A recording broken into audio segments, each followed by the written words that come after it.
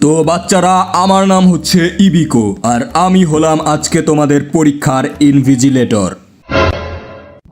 আর একটা কথা আগেই জানিয়ে দিচ্ছি, যদি কোনো স্টুডেন্ট কারোটা দেখে লেখে অথবা নকল করার চেষ্টা করে, পেছন বরাবর লাথি মেরে বাইরে বের করে দেব।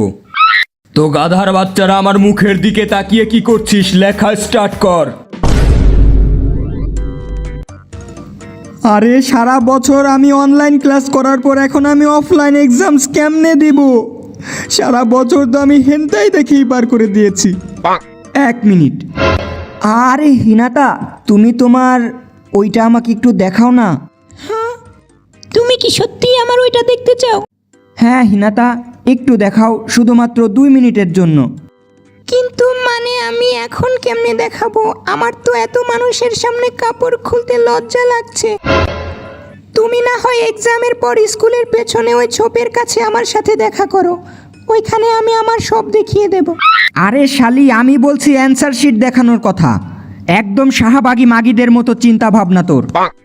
আরে ওই, কি চলছে কি ওখানে? হ্যাঁ, কিছু না স্যার, আমি তো শুধুমাত্র এক্সট্রা পেপার চাইছিলাম আর কি।